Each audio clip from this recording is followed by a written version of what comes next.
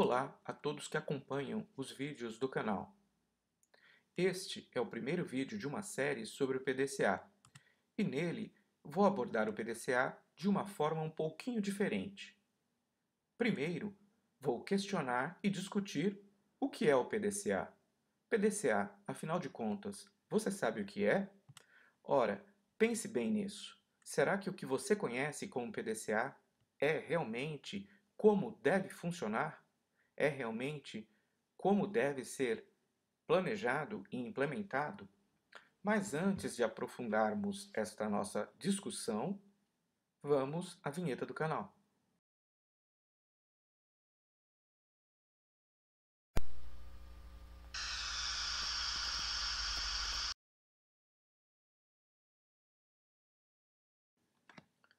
Como já dito na capa, neste vídeo abordarei o tema PDCA, afinal de contas, você sabe o que é?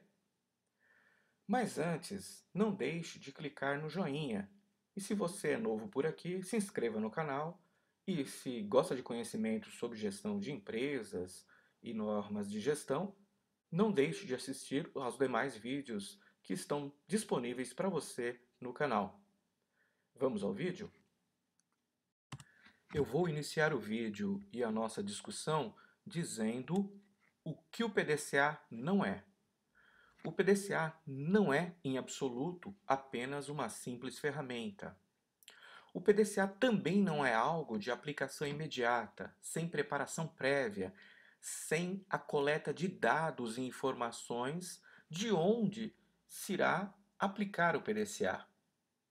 Quanto à sua simplicidade, embora pareça enganosamente ser uma coisa muito simples, né?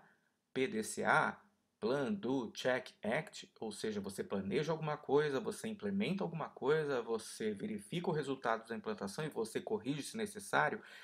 Essa simplicidade é enganosa.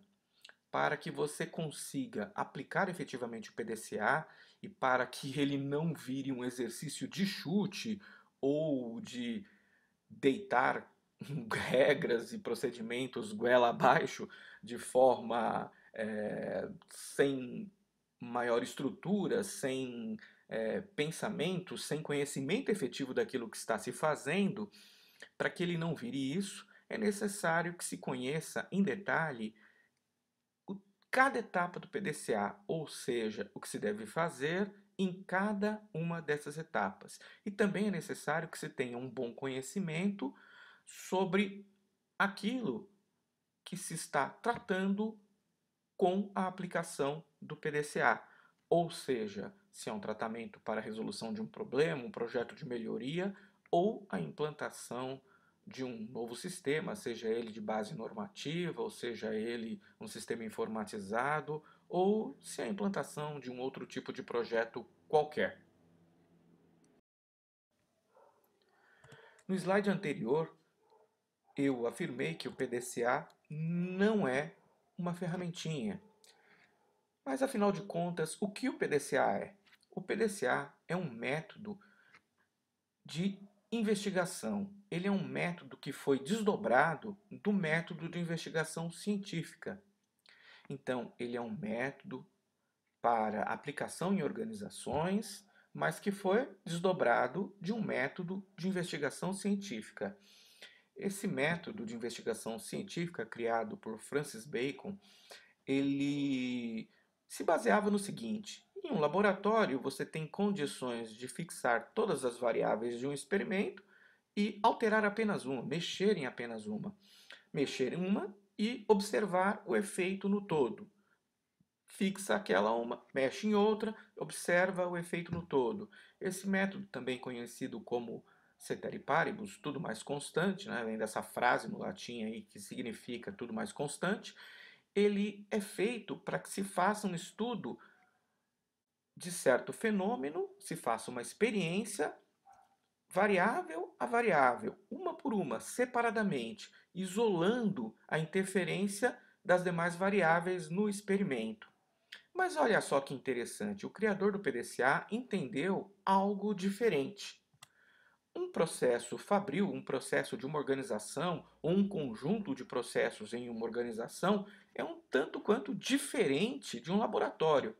Se num laboratório você consegue fixar todas as variáveis de um experimento e alterar apenas uma para observar o resultado e ir repetidamente fazendo isso com as demais variáveis, numa organização, para o funcionamento de um processo, não é possível fazer isso. Ou seja, quando você coloca um processo para operar, todos os fatores de produção, ou seja, todas as variáveis desse processo, estarão funcionando e interagindo tudo ao mesmo tempo e criando com essa interação outras variáveis, né? Então, ele entendeu isso e percebeu que era necessário observar o processo e entender o que estava interferindo nesse processo, não no laboratório, mas sim observando o próprio processo, observando a realidade, observando a organização, o conjunto de processos da organização. Dessa forma, se veria o efeito da alteração nesse processo, ou no conjunto de processos dessa organização, com todos os fatores de produção e todos os demais processos funcionando. Assim, se conseguiria entender o que deveria ser feito para melhorar o desempenho desse processo, corrigir um problema ou até mesmo implementar um projeto nessa organização. Então, é um pouquinho diferente do método de investigação científica. O método de investigação científica ele é estruturado para que se observe cada fenômeno individualmente, fixando as demais variáveis.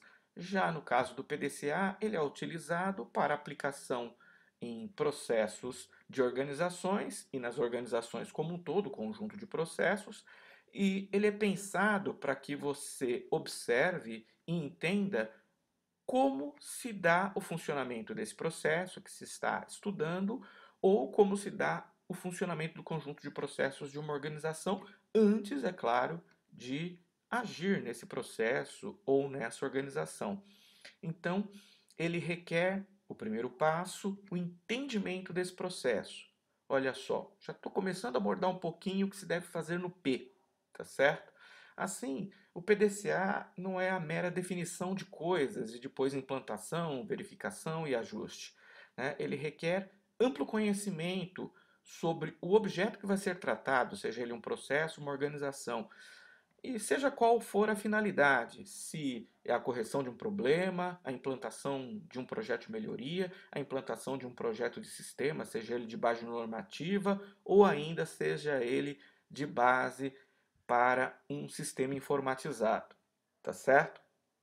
Ora, no PDCA, então, nós agregamos várias ferramentas, vários conjuntos de ferramentas que podem ser mais simples ou mais sofisticadas, dependendo do tamanho do projeto e da complexidade daquilo que se quer fazer. Ele parece simples, é genial, mas é bem complicado e exige conhecimento sobre o PDCA, sobre o projeto que se vai realizar, sobre também aonde se vai aplicar a metodologia. Para a correta implantação do PDCA, não se deve usar apenas o conhecimento mítico, ou seja, aquele conhecimento que vem apenas da experiência. Ele requer observação, coleta de dados e coleta de informações, bem como o tratamento dessas informações e dados para o entendimento, para começar o planejamento. Mas é claro, isso nós vamos abordar no próximo vídeo, onde vamos falar da etapa Plan. Ora, nesse vídeo eu vou continuar abordando um pouquinho, falando aí agora do criador do PDCA, da sua origem. Olá pessoal, estão gostando da nossa videoaula até o momento? Se estão, não deixem de clicar no joinha, se inscrever no canal e ver os demais vídeos. Vamos falar agora um pouquinho da origem do PDCA, tá bom? Se você acompanhou a nossa videoaula até agora, você sabe que o PDCA é um método que foi desdobrado do método de investigação científica. E quem fez isso? Foi Walter Andrew Shewhart. Esse da foto aí, ó. Esse cara era físico, engenheiro, estatístico e professor universitário. E, portanto, o doutor Schulhert, ele tinha todo o arcabouço de conhecimento e ferramentas para tratar problemas de forma metódica e científica. Lá para a década de 20, ele trabalhou, dentre outros lugares, na Bell Telefones, atual Nokia, e ele iniciou por lá estudos de processo para a resolução de problemas. Ele fez isso inicialmente, como um bom homem da ciência, no laboratório. Então, ele conduzia experimentos para tentar entender os problemas que estavam ocorrendo, usando os CTLP-AIMOS, né? Variando um aspecto do processo, uma variável, e fixando as demais. Enfim, ele fazia isso sucessivamente, então fixava as demais variáveis, mexia numa, depois fixava aquela, mexia noutra e assim por diante, até procurar entender o que estava acontecendo e tirar conclusões. O problema é que quando ele pegava essas conclusões e tentava aplicar no processo, o resultado não era o esperado, não era aquele que ele pensava que iria obter. Isso por quê? Pela razão que eu já falei para vocês, tá? Quando a gente trabalha com processo, é diferente de trabalhar num laboratório. No laboratório, a gente consegue fixar variáveis, mexer só numa, depois fixar essa, mexer em outra e assim sucessivamente. O processo produtivo, quando ele é posto a operar, todos os fatores de produção vão funcionar concomitantemente, simultaneamente, e vão interagir, inclusive criando variações para esse processo que não estavam previstas, desconhecidas dos operadores desse processo, o pessoal que projetou e gerencia e controla esse processo, tá certo? Então, não adiantava muito fazer estudos de laboratório, concluir e aplicar no processo, né? Isso não dava certo. Ora, logo ele percebeu isso e pensou: bom, eu preciso entender o processo funcionando, né? Eu preciso sair do laboratório e ir para a produção e entender o processo funcionando, para daí sim poder concluir sobre a origem do problema ou dos problemas. E aí então ele pegou como bom estatístico e começou a aplicar ferramentas estatísticas para coletar dados do processo, coletar informações do processo, fazer estudos desses dados e informações e tirar conclusões desses estudos, né? Ora, a partir daí ele começou a entender melhor o processo. Então, coletando dados, coletando informações, agregando a esses dados descrições qualitativas do que estava ocorrendo no processo no momento, organizando esses dados com ferramentas estatísticas, né? E aí então estudando isso e propondo hipótese a respeito do que poderiam ou do que poderiam ser os problemas. E validando essas hipóteses com teste de hipótese, que é um outro tipo de ferramenta estatística avançada. Bom, a partir daí, então, ele começou a utilizar o mesmo método de investigação científica, né, passos metódicos para os seus estudos e conclusões sobre o processo, mas não com dados de laboratório, com dados de processo. Foi assim, então, que ele chegou ao PDCA, agregando, né, ferramentas estatísticas e observação de processo, validando suas conclusões, né, fazendo estudos das modificações nos processos, coletando novos dados, validando, né, essas ações e aí sim implementando em escala, tá certo? Não vou entrar muito no mérito desse detalhe do PDCA, do que ocorre em cada fase, porque isso é objeto dos próximos vídeos. Mas o Schulhard, ele começou a fazer isso lá na década de 20. E ele usou conhecimento estatístico que ele tinha como bom estatístico, ou seja, conhecimento daquela estatística que era normalmente utilizada para validar estudos econômicos, sociais, populacionais, tá certo? Por isso, ele é conhecido como o pai do controle estatístico de qualidade. Agora que já sabemos quem foi o criador do PDCA, vamos saber quem foi o responsável pela sua aplicação e divulgação. Esse principal aplicador, entre aspas, é o Dr. William Edwards Deming. Esse da foto aí do lado, ó. Estatístico, professor universitário, autor, palestrante e consultor de qualidade.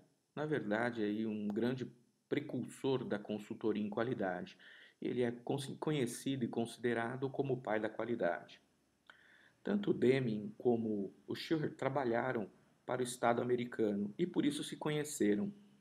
O Schiller acabou divulgando, contando para o Deming as suas ideias sobre a aplicação de ferramentas estatísticas ao controle de qualidade e também acabou divulgando para o Deming, ensinando o Deming o método PDCA aplicado aos processos Fabris. O Deming guardou essas informações e acabou utilizando essas informações não nos Estados Unidos, mas sim no Japão, muitos anos depois, já lá na década de 40, mais precisamente após o final da Segunda Guerra Mundial, ou seja, após 1945.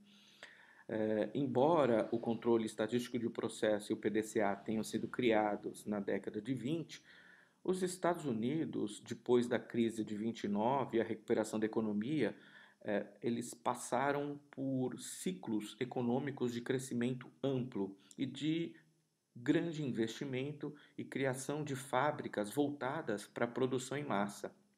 Dessa forma, eles meio que abandonaram a aplicação de ferramentas estatísticas aos processos produtivos, nos processos produtivos, e adotaram como filosofia geral de produção a produção em massa e áreas de retrabalho com controle de qualidade sendo aplicado para separar produtos bons dos ruins, retrabalhar o que era possível e refugar o que não era.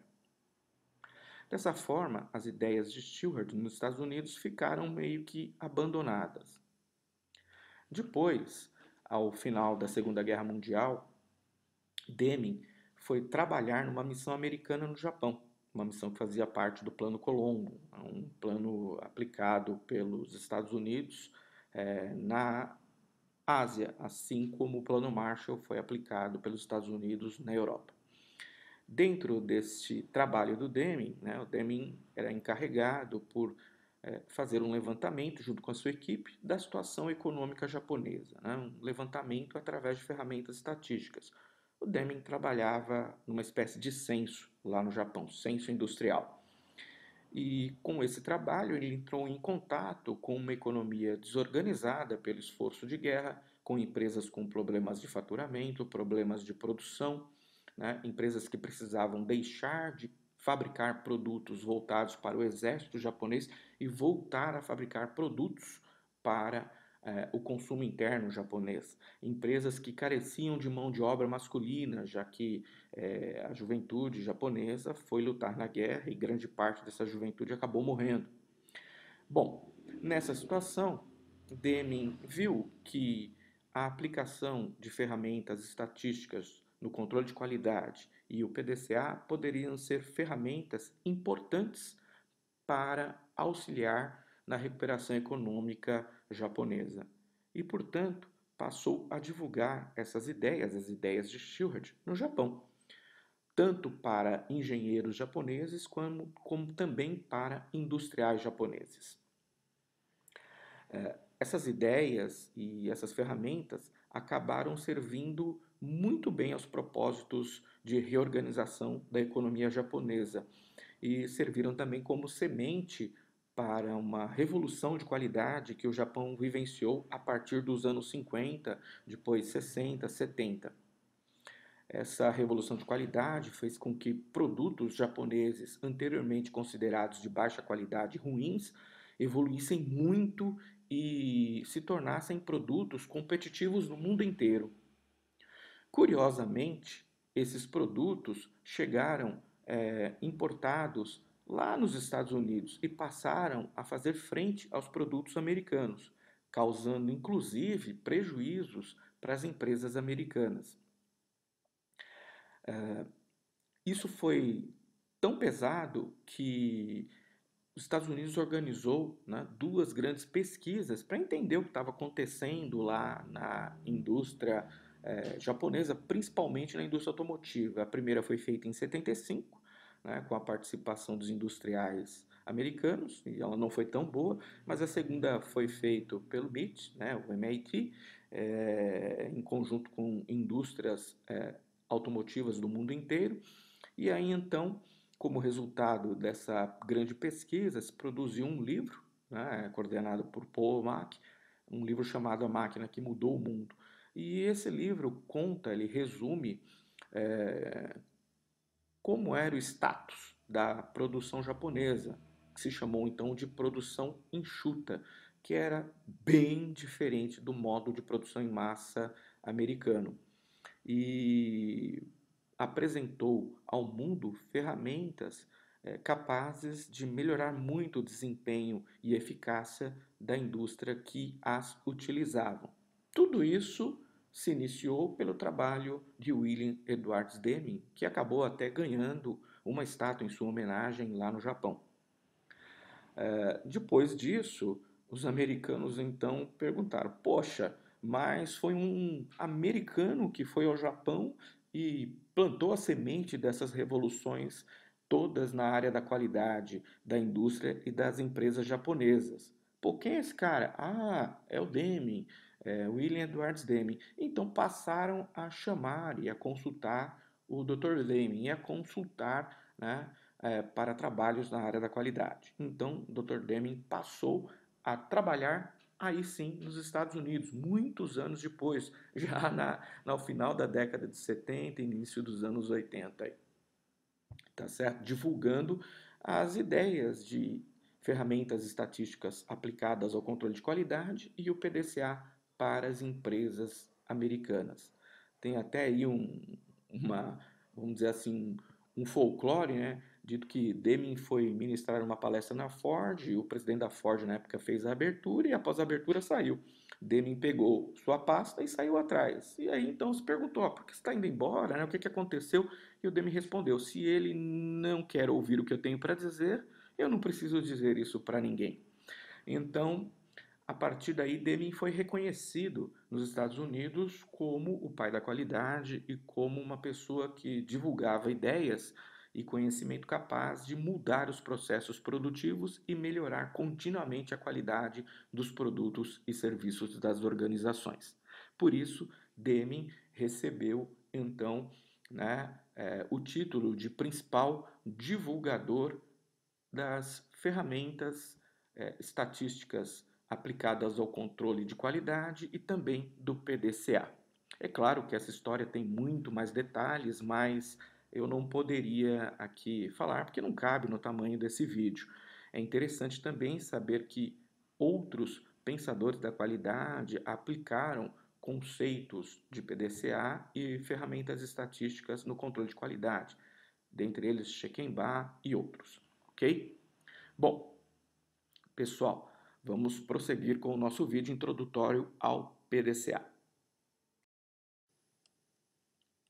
E aí, vocês gostaram desse resumo da história de como surgiu o PDCA e a aplicação de ferramentas estatísticas no controle de qualidade? É claro que, como se trata de um vídeo no YouTube, eu tive que ser bem pouco detalhista, bem resumido, né? Fazendo uma abordagem breve e até não pude ser muito preciso do ponto de vista da cronologia, mas eu acredito que, mesmo assim, o vídeo foi suficiente para que vocês entendam como surgiu o PDCA e também a aplicação de ferramentas estatísticas no controle da qualidade. Se vocês gostaram do vídeo, cliquem no joinha, se inscrevam no canal, ativem as notificações e também assistam aos demais vídeos disponíveis para vocês no canal. Estes vídeos são técnicos e, mesmo sendo mais antigos, não perderam a sua validade. Se quiserem e precisarem me contratar para serviços de consultoria, auditoria interna e treinamento, os meus dados estão aí no slide. Bom, até o próximo vídeo sobre o PDCA, aonde eu irei começar a explicar, né, a abordagem técnica correta do PDCA, tanto para projetos maiores como para projetos menores, né? Então, a ideia é que nessa série você entenda como funciona o PDCA e consiga compreendê-lo quando utilizado em projetos maiores, quando utilizado em projetos menores, também conseguir entender o funcionamento das várias versões do PDCA que existem por aí mundo afora. Muito obrigado pela sua atenção e até o próximo vídeo dessa série.